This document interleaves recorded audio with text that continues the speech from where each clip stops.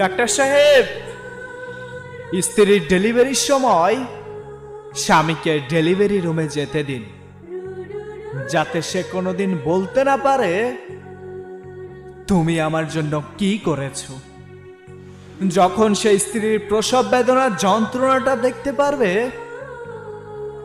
তখন সে বুঝতে পারবে তাকে বাবা ডাক শোনানোর জন্য একটা মেয়ে কতটা কষ্টের সম্মুখীন হয়েছে।